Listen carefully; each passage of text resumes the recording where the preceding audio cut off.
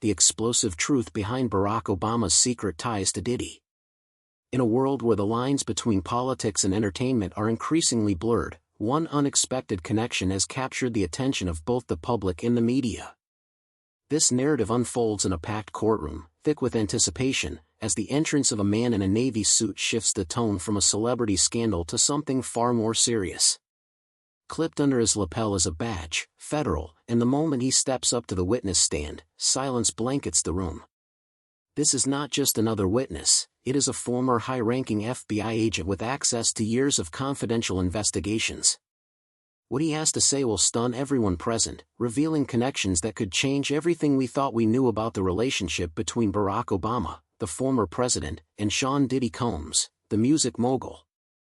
The agent, identified only as Agent Redacted, begins his testimony, sharing a shocking revelation, that the FBI had been investigating Diddy since the late 1990s. He points to a long pattern of red flags, including suspicious financial transactions and parties attended by individuals linked to international trafficking networks. These events were not mere social gatherings but rather strategic moves within a complex web of influence. One case from 2001 involved a money laundering operation tied to Diddy's European arm, with shell companies in Luxembourg and Bice, fake invoices, and wiring patterns typical of fraud. Yet, when federal investigators pushed to obtain a search warrant, they were denied without explanation. This denial was not just a bureaucratic oversight, it hinted at a deeper level of interference, suggesting that powerful figures were at play. What makes this situation even more intriguing is the mention of Barack Obama. The agent suggests that the shield surrounding Diddy extended as high as the Oval Office. While he does not claim that Obama committed crimes, the implications are clear. Decisions made during Obama's administration may have protected Diddy from legal consequences. The agent explains that Diddy's value wasn't solely in the music industry, he was useful to politicians, donors, religious leaders, and media executives. Through his lavish parties and global influence, Diddy created access and moved money, while those in power ensured that nothing stuck against him. As the trial progresses, the prosecution unveils a detailed timeline, highlighting repeated efforts to investigate Diddy for a range of alleged crimes, including assault, trafficking, and wire fraud. Each time, key evidence vanished or witnesses became suddenly unreachable. In one instance, a federal agent working on a case was abruptly reassigned, while in another, a witness due to testify fled the country hours before the court date, escaping via a privately chartered plane. These incidents raise questions about the integrity of the justice system and the lengths to which certain individuals would go to protect their interests. The most shocking claim comes when Agent Redacted reveals that in 2003, there were indications that Mr. Combs was operating under informal informant protection. Unlike standard agreements documented through legal channels, this form of protection was off the books, granted only by top federal figures. The implication is clear: someone at the highest levels of government had intervened to shield Diddy from scrutiny. As the courtroom listens intently, all eyes turn toward Diddy, who remains stone-faced, seemingly unfazed by the gravity of the situation. This story takes a dramatic turn as the prosecution presents photos and documents that further connect Diddy to influential political figures. One image captures Diddy and then Senator Obama in 2005 at a Chicago fundraiser, an event that appeared innocent at first glance. However, subsequent photos reveal a deeper narrative, showing Diddy engaging in private discussions with high-level campaign advisors at a Washington, D.C. event hosted by a political lobbying group closely tied to the Democratic National Committee. These were not merely social events, they were strategy sessions where valuable information was exchanged. The prosecution argues that Diddy was not just attending these events, he was offering insights in exchange for personal immunity, creating a pipeline of influence that benefited both sides. Hard evidence is then brought forward, including government travel logs showing overlapping flights between Diddy and senior political staffers, email metadata from encrypted accounts, and a redacted federal memo referencing a cultural liaison briefing involving Diddy and priority media partners. These pieces of evidence suggest a deliberate effort to maintain close ties between the music mogul and the political elite. In early 2009, the prosecution reveals that a wiretap request aimed at Diddy was part of an ongoing investigation into a money laundering network using music production companies as cover. The targets included individuals tied to international drug trafficking and illegal offshore transfers, allegedly moving money through shell companies affiliated with Diddy's Bad Boy brand. However, like so many other requests, this one was denied, with no explanation given and no appeal permitted.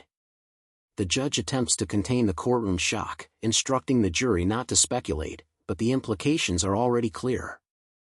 A man under federal surveillance had reached into the heart of the government and walked away untouched. The agent quickly clarifies that they are not accusing President Obama of personally shielding Diddy but rather asserting that there was a relationship, a pipeline, that gave Diddy immunity, access, and influence far beyond what anyone understood at the time. This revelation sends ripples through the courtroom, freezing even the most seasoned observers.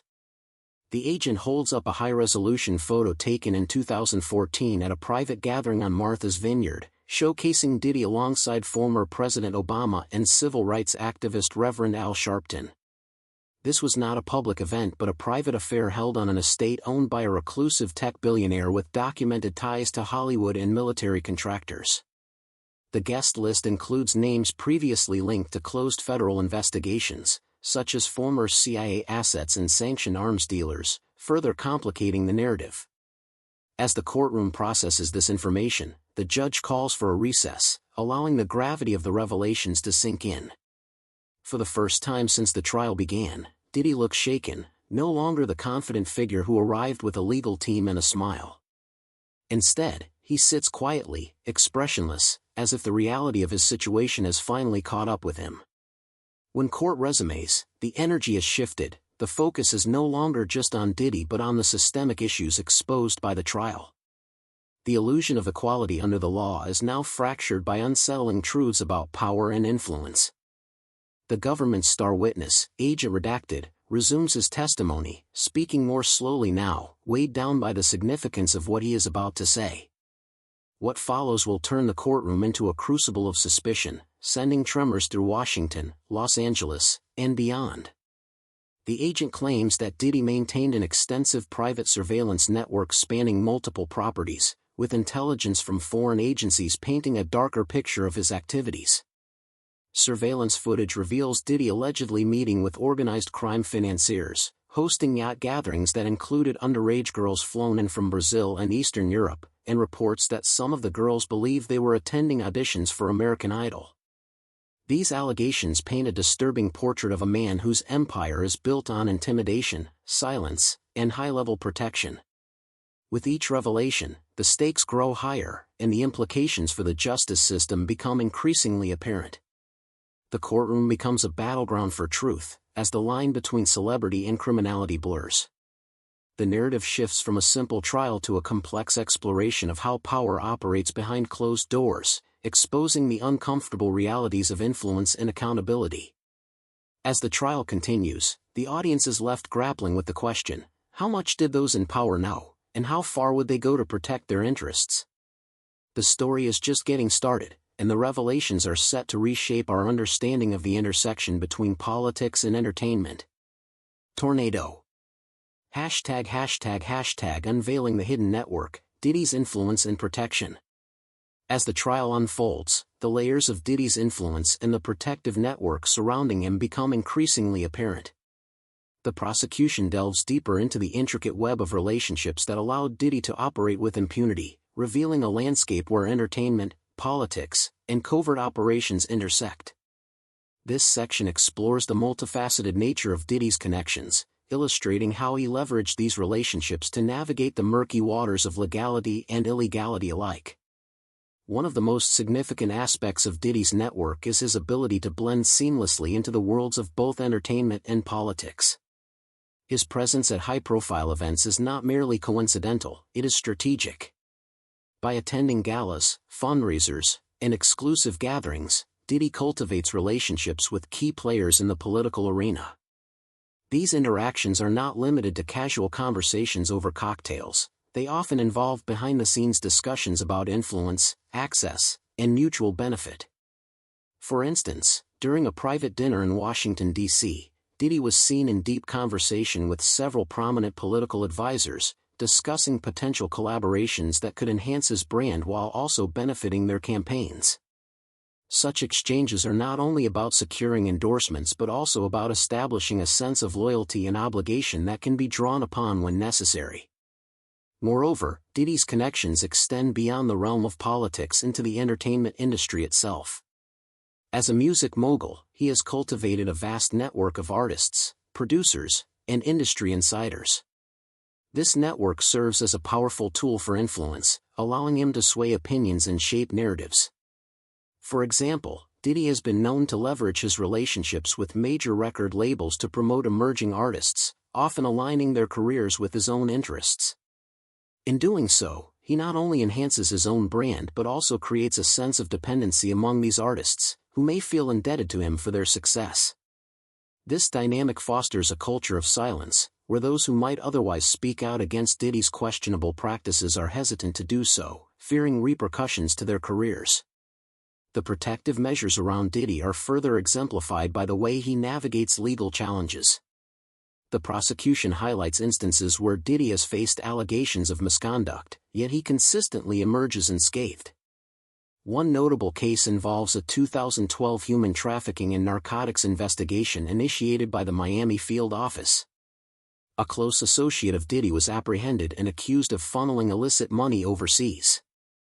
According to the agent, this was a high-profile case that typically garners national attention. However, within 48 hours, the case disappeared. The suspect was released, the agents investigating were reassigned, and the file was sealed, effectively erased from the system. This sudden disappearance raises eyebrows, prompting questions about the role of powerful figures in protecting Diddy from accountability. How did a case that should have garnered widespread attention vanish so quickly? The answer lies in the very network that shields Diddy, ensuring that any threats to his empire are swiftly neutralized. Furthermore, Diddy's alleged involvement in international activities adds another layer of complexity to his story.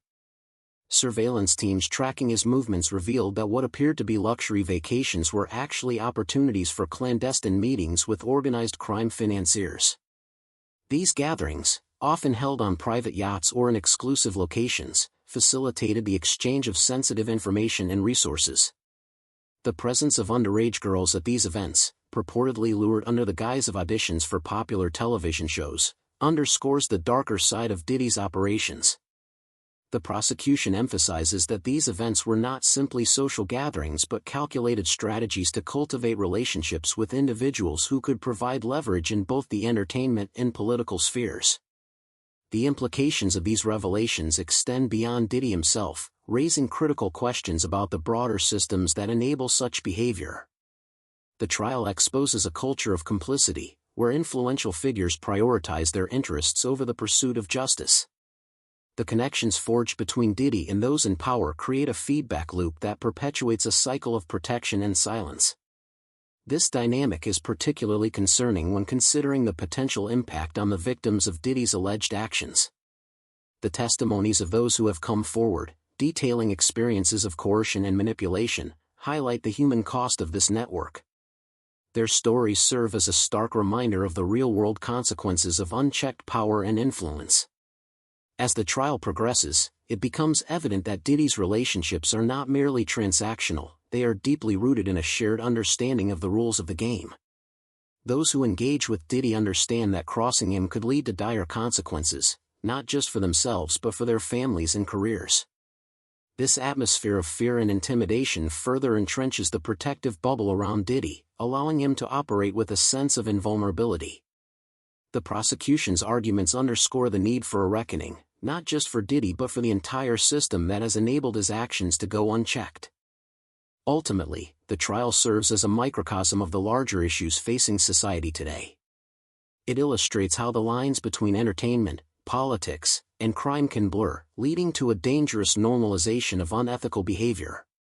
The revelations presented in court challenge the notion of justice and equality, forcing us to confront the uncomfortable truth that power dynamics can dictate the outcomes of legal proceedings. As the courtroom grapples with these complexities, it becomes clear that the story of Diddy is not just about one individual but about the broader implications of influence, accountability, and the moral responsibilities of those in positions of power. The unfolding narrative invites a critical examination of how we define justice in a world where the powerful often find ways to shield themselves from the consequences of their actions. As the trial progressed, it became increasingly evident that Diddy's network of influence extended far beyond the entertainment industry, reaching into the highest echelons of political power. The revelations presented in court painted a picture of a system where wealth, access, and strategic alliances allowed certain individuals to operate with impunity, bypassing the usual constraints of the legal system. This exposure sent shockwaves through Washington, Los Angeles, and beyond, igniting a firestorm of speculation, outrage, and concern over the integrity of institutions meant to uphold justice. Politically, the implications were staggering. If Diddy had indeed maintained a direct line of communication with high-ranking officials, including those in the Obama administration, it raised fundamental questions about the separation of power and the potential for undue influence. The idea that a celebrity with no formal political role could exert such control over decision-making processes was not just troubling, it was indicative of a deeper problem within the governance structure. The fact that Diddy had the ability to move money, manipulate public perception, and secure legal protections suggested a level of access rarely afforded to ordinary citizens. This revelation threatened to erode public trust in democratic institutions, as it highlighted the possibility that political power was being wielded not by elected officials alone but by a select few with the means to buy influence and ensure favorable outcomes. The entertainment industry, too, found itself under scrutiny. The trial laid bare the extent to which music moguls and celebrities operated in a parallel universe where the rules of accountability were different from those governing the average citizen.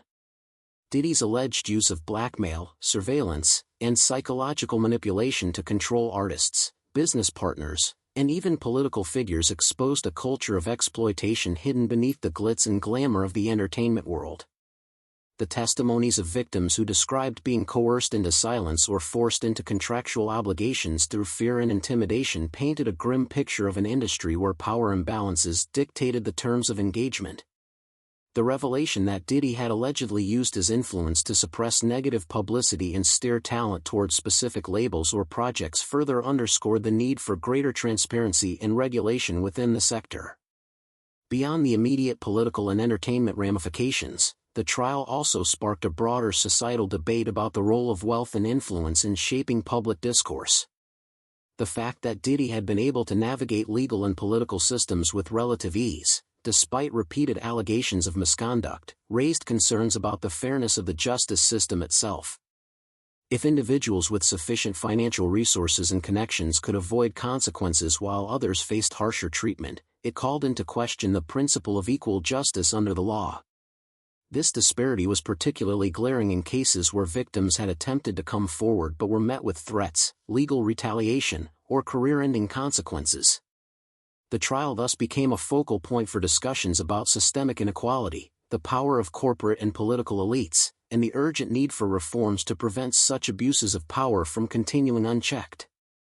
The ripple effects of the trial extended into the media landscape as well. News outlets scrambled to report on the developments, with headlines dominating front pages and social media feeds. The sheer scale of the revelations forced journalists to reevaluate their coverage of high-profile figures, recognizing that the traditional boundaries between celebrity and public policy were no longer distinct. The trial also prompted renewed scrutiny of the media's role in amplifying or silencing controversial figures, as it became clear that certain narratives had been shaped by those in power. The exposure of Diddy's alleged connections to political operatives and lobbying firms further complicated the media's responsibility in holding the powerful accountable, as it became evident that some news organizations may have been complicit in maintaining the status quo by avoiding difficult questions or downplaying the severity of the allegations. As the trial continued, the weight of these revelations began to shift the national conversation. No longer was this simply a legal proceeding about a music mogul facing charges. It had evolved into a broader reckoning with the structures that allowed such influence to exist in the first place. Politicians, entertainers, and members of the public alike found themselves questioning the integrity of the systems they had long accepted as immutable. The trial became a symbol of the growing awareness that power, when concentrated in the hands of a few, could be used to manipulate laws, bend justice, and maintain control over narratives that shaped public perception. The emotional toll on the victims who came forward was equally profound. Many had spent years living in fear, unable to speak out for fear of losing their careers, reputations, or safety. Now, standing in a courtroom, their voices carried the weight of decades of silence. Their testimonies served as a stark reminder that behind the headlines and political maneuvering were real people whose lives had been upended by the very forces that the trial sought to expose. The public reaction to these testimonies was visceral. Some expressed outrage, others disbelief, but all recognized the necessity of confronting the uncomfortable truths that had long been buried. Ultimately, the trial marked a turning point in the public's understanding of power dynamics in modern society. It forced a reckoning with the reality that influence was not always earned through merit but often secured through wealth, connections, and the ability to navigate systems designed to favor the privileged. The fallout from the case extended far beyond the courtroom, challenging individuals across industries to reconsider their roles in perpetuating or resisting such structures. Whether the trial would lead to meaningful reform remained uncertain, but one thing was clear: the illusion of impartiality in the face of power had been shattered, and the demand for accountability had never been stronger. As the trial unfolded, it became increasingly evident that the mechanisms enabling Diddy's protection were not isolated incidents but rather symptoms of a broader, systemic issue.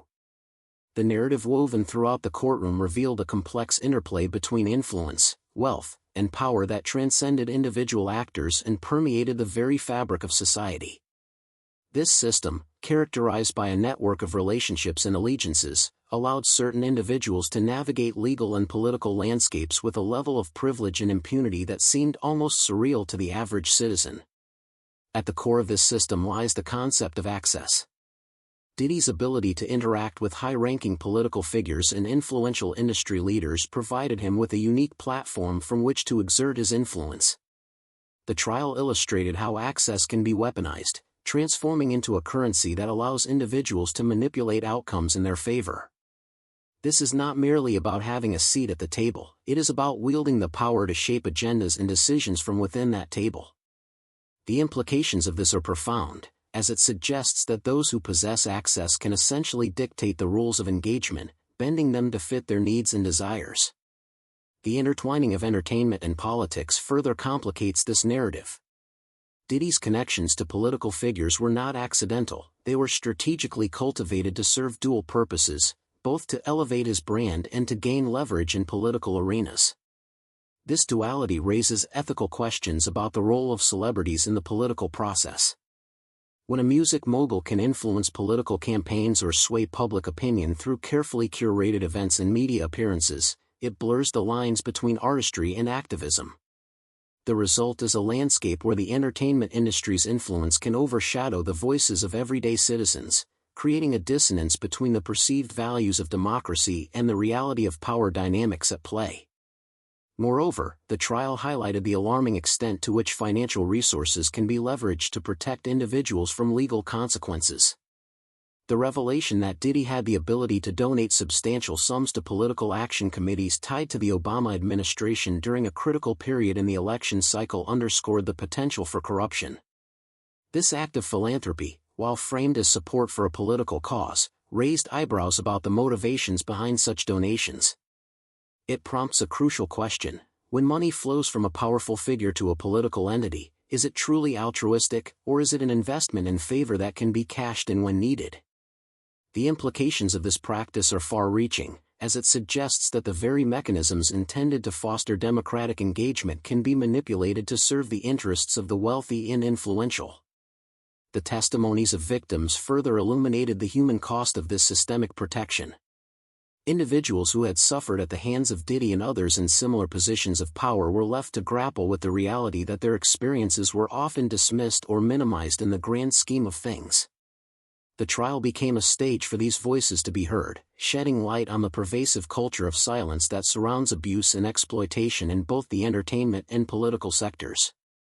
The emotional weight of these testimonies served as a poignant reminder that behind every headline and political maneuvering are real lives affected by the decisions made in shadowy corners of power. Additionally, the trial revealed the existence of a covert network of individuals and organizations that worked in tandem to protect Diddy from scrutiny. This network included not only political allies but also legal professionals, media figures, and corporate entities who benefited from maintaining the status quo. The collusion among these groups created a fortress of protection that shielded Diddy from accountability, allowing him to operate with a sense of invulnerability. This interconnectedness of power highlights the need for a comprehensive examination of how these relationships are formed and sustained, as well as the consequences of their existence for the broader community. The implications of this systemic nature of power and protection extend beyond the confines of the courtroom. They resonate throughout society, influencing public perception and trust in institutions meant to uphold justice. The trial served as a catalyst for a larger conversation about the integrity of the legal system and the need for reform. It challenged the notion that justice is blind and instead exposed the stark reality that it can be swayed by wealth, influence, and connections. This realization is not only disheartening but also a call to action for those who seek to restore faith in the principles of equality and fairness. In summary, the trial of Diddy unveiled a complex web of relationships that facilitate the protection of powerful individuals at the expense of justice and accountability. The intertwining of entertainment, politics, and finance creates a system where access and influence can override the principles of equality that are foundational to democratic societies. As the revelations continue to unfold, it becomes imperative to address these systemic issues, not only for the sake of the individuals directly involved but for the integrity of the institutions that govern our lives. The path forward requires a commitment to transparency, accountability, and the dismantling of the barriers that allow such power to thrive in the shadows.